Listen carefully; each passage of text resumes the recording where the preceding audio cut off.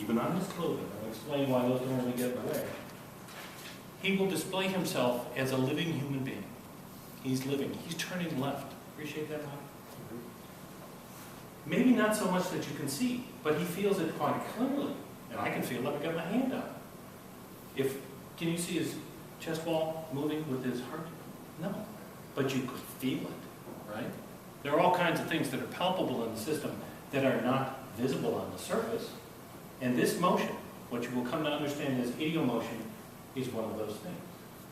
Mike goes where Mike wants to go. He stops himself when I change the context. When I change the context again, when I put him in the casino in Atlantic City, like I was talking about, he begins to change his behavior. Now he's turning right, clearly to the right. Appreciate that, Mike? Large motion, much larger on the inside than on the surface, and now you're beginning to see the tipping to the right, and this is visible as well. Now, in conjunction with this motion, which is a dance, this is a dance, and he leads. He leads. He's Fred Astaire, I'm Ginger Rogers at this point. He leads. In conjunction with this, the characteristics of correction will emerge. They are written out for you, and I will talk about them over and over again. Characteristics of a corrective maneuver.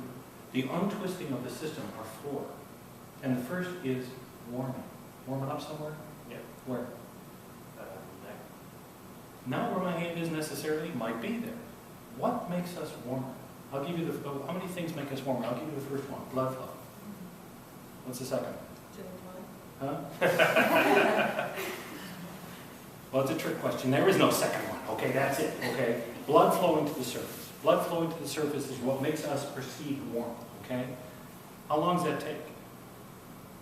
As I say to my patients these days, remember when you were young enough to blush, and they always laugh, and how quickly that could happen. Now you could not control it, and how hot your face felt. And when I blush, I look like a stop sign, for heaven's sake.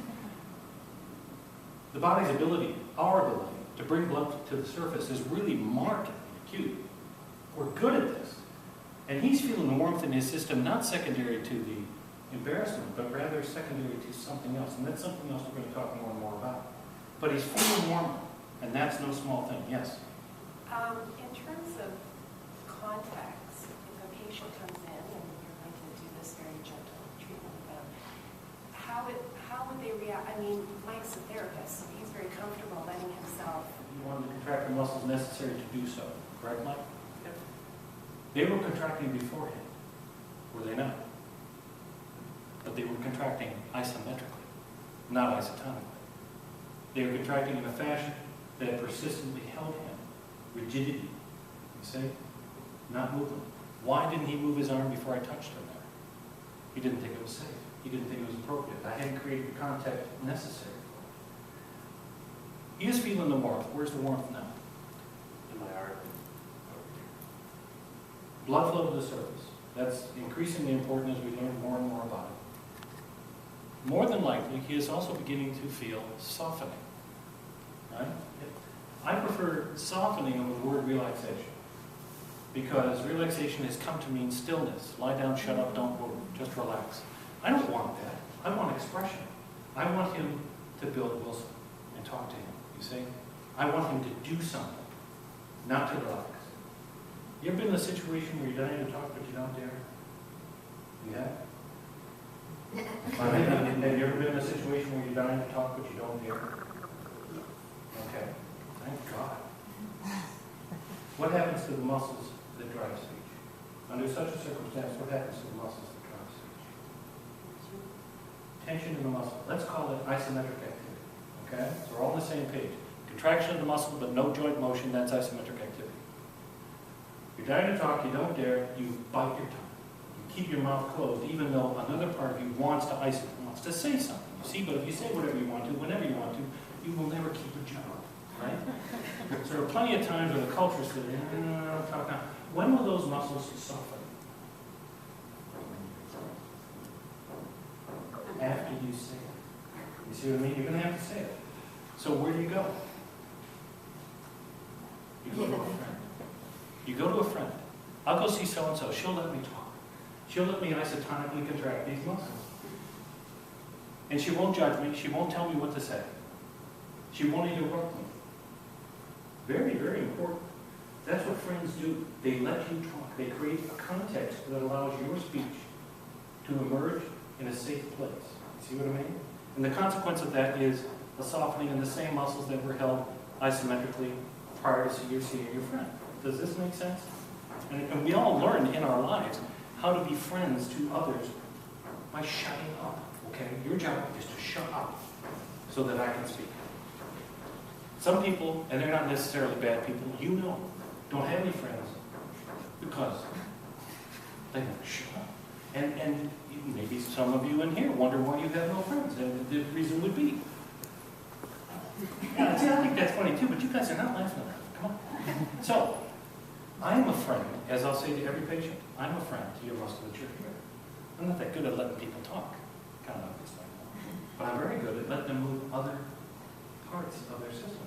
How are the muscles from in this region different from the muscles in this region? How are they different? They aren't different at all. They are the same organ. And they're driven by the same thing, the central nervous system. Your muscles don't do anything your brain doesn't tell them to. Unless you've got a muscle disease, which isn't the kind of patient we typically see, your muscles will be driven by the central nervous system and by no other part of it. That's what drives the muscle. And Mike's response to the context that I've created here, so easily that I can lecture at the same time, makes him not only warmer, but distinctly softer, which is what you're looking for in a lot of patients, right? Softer, Mike? Yep. There are two other characteristics to a corrective maneuver, and I say them listed for you. We've got warmth and softening, surprise. He is surprised by these motions. Would you agree? He is surprised. He didn't plan them or willfully intend them, yet they certainly didn't come from me. When I move them, it's a wholly different thing. And any patient can be shown that. No matter how gently I coerce him, he can tell immediately, that's what I'm doing. But when I let him move, something else emerges that he wasn't previously planning in a conscious fashion. He planned it unconsciously. That's why he surprised himself. And the fourth characteristic is effortlessness. Effortlessness. There is no effort involved. Effort is defined as that which you overcome, that which you use to overcome your tendency not to do something. You know how it takes an effort to get out of bed some days? You know, it takes a real effort. You know what effort is. Any effort involved with this? No, not at all. Now I understand that Mike's a therapist and all that stuff, and you might think that that means he's different. But in my many decades of experience with this, he's not different at all. He's a human being. He's just a person. And we are all alike in the same way. And that is, we instinctively work continually to reduce mechanical deformation in our system. We're going to talk more about that and its consequences. But it's the primary origin of pain that we can deal with. So after that period of time, we've got a different system than we might have had earlier. Turn to the right.